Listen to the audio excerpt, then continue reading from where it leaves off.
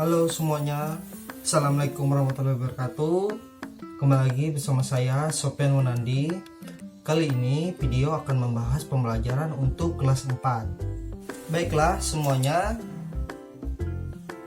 mari simak video yang akan Bapak tampilkan. Simak videonya berikut ini.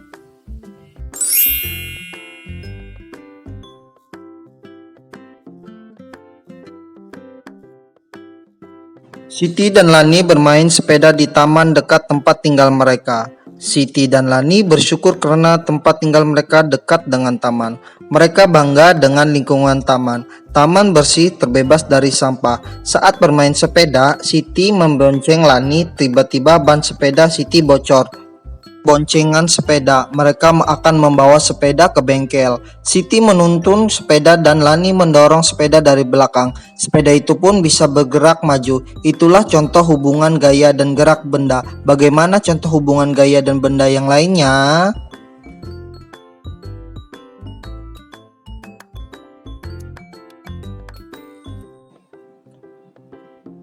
Siti dan Lani mencari bengkel sepeda untuk menambal ban sepeda. Siti merasa lapar. Tiba-tiba terdengar suara ting ting ting. Di seberang jalan terlihat penjual bakso dorong lewat. Penjual bakso mendorong gerobaknya dan sesekali berhenti untuk membunyikan mangkuk sebagai tanda bahwa ada bakso. Siti dan Lani sepakat untuk makan bakso dahulu. Mereka memanggil penjual bakso.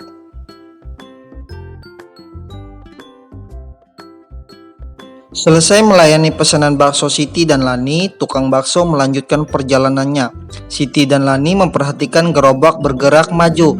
Karena dorongan tukang bakso, begitu juga dengan sepeda, seperti bergerak maju karena dituntun, didorong dan dikayuh. Mendorong dan mengayuh merupakan gaya yang dapat menyebabkan gerobak dan sepeda bergerak. Berikut lebih lanjut pengetahuan tentang gaya dan gerak.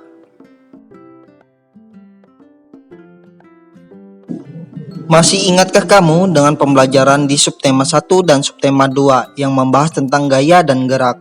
Untuk melakukan gaya, kamu perlu tenaga. Bagaimana hubungan gaya dan gerak dalam kehidupan sehari-hari? Dalam kehidupan sehari-hari, banyak peristiwa yang menunjukkan bahwa ada hubungan antara gaya dan gerak. Berikut beberapa contoh hubungan gaya dan gerak. Yang pertama, gaya memengaruhi benda dia menjadi bergerak. Gambar di samping menunjukkan peristiwa pintu terbuka dan pintu menutup. Dengan adanya gaya berupa dorongan dan tarikan, pintu bergerak membuka dan menutup. Selanjutnya, yang kedua, gaya memengaruhi benda bergerak menjadi diam. Gambar di atas menunjukkan peristiwa bis dari melaju kemudian berhenti. Pada peristiwa itu, Pak supir melakukan gaya dengan menginjak rem bis. Dengan gaya yang dilakukan Pak supir, bis menjadi lambat lalu berhenti.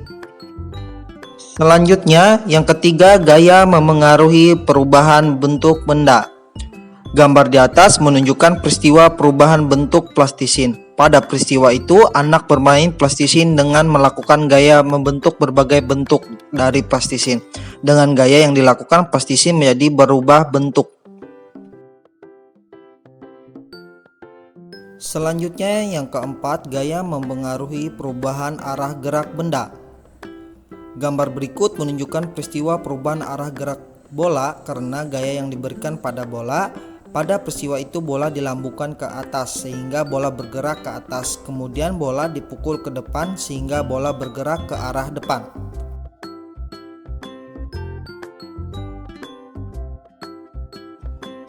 Siti dan Lani sampai di bengkel sepeda. Sambil menunggu pekerjaan bengkel menambal ban sepeda, Siti dan Lani bercerita. Saat Siti asik bercerita, tiba-tiba Lani berteriak sambil menunjuk ke atas. Ada angsa terbang. Cantik ya, kata Lani. Siti menjadi teringat bahwa ia pernah membaca cerita fiksi Angsa dan Telur Emas. Berikut cerita yang pernah dibaca Siti. Mari membaca cerita Angsa dan Telur Emas Aesop.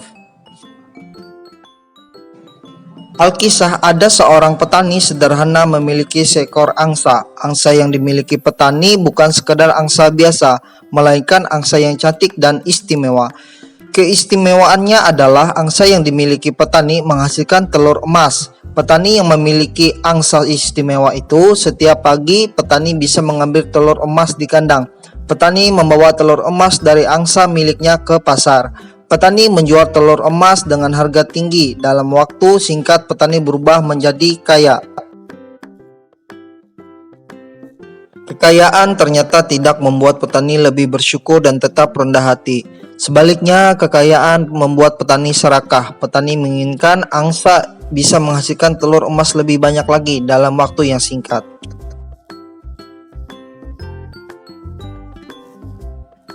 Petani tidak sabar dan ingin cepat menjadi orang kaya raya. Ketidaksabaran petani terhadap angsa miliknya muncul karena angsa hanya memberikan sebuah telur setiap hari. Petani merasa tidak akan cepat menjadi kaya dengan cara begitu. Setiap hari sepulang dari pasar, petani menghitung uangnya. Suatu hari setelah menghitung uangnya, sebuah gagasan muncul di kepala petani. Petani berpikir bahwa ia akan mendapatkan semua telur emas dalam diri angsa sekaligus dengan cara memotong angsa. Gagasan petani pun dilaksanakan. Betapa kaget dan sedihnya petani ketika tidak menemukan satu telur pun dalam perut angsa. Angsa istimewanya terlanjur mati dipotong. Hanya penyesalan yang bisa petani rasakan saat ini. Keinginan petani menjadi kaya raya semakin jauh dari angan-angannya.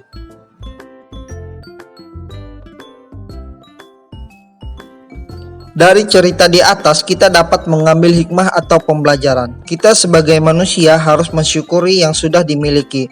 Jangan serakah hanya karena ingin cepat kaya. Sesungguhnya Tuhan sudah mengatur rezeki manusia. Barang siapa yang telah memiliki sesuatu dengan berlimpah tetapi serakah dan menginginkan yang lebih lagi, akan kehilangan semua yang dimilikinya.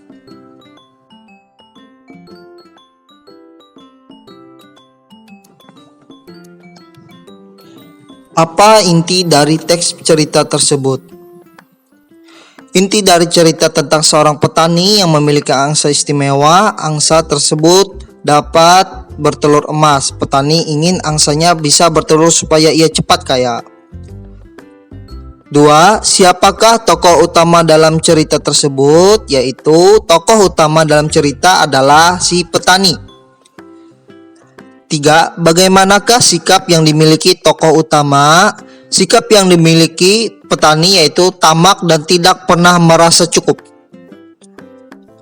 4. Bagaimanakah seharusnya sikap tokoh utama atas nikmat yang sudah ia peroleh? Harusnya tokoh utama bersyukur atas nikmat yang sudah ia peroleh.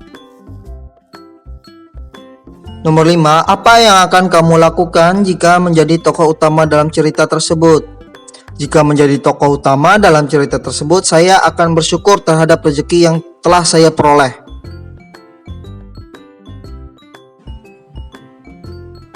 Pada dasarnya, cerita fiksi adalah cerita rekaan. Isi cerita fiksi dibuat berdasarkan hasil olahan, imajinasi, atau daya pikir pengarangnya secara artistik dan intens.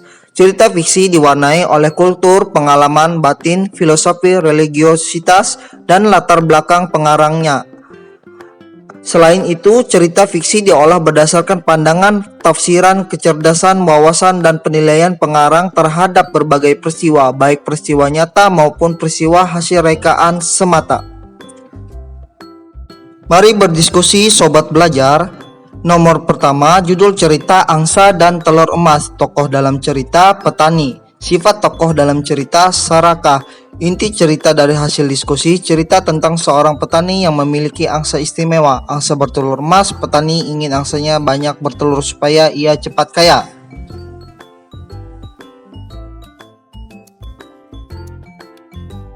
Nah, adapun contoh cerita fiksi lainnya seperti berikut, yaitu kalian dapat mencari cerita tentang lutung kasarung.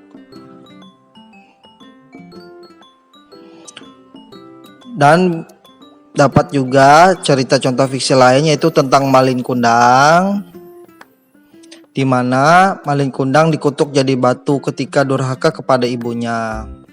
Adapun cerita contoh yang keempat yaitu tentang Keong Mas. Nah, itu tadi video pembelajaran kita. Untuk pertemuan kali ini cukup sampai di sini ya.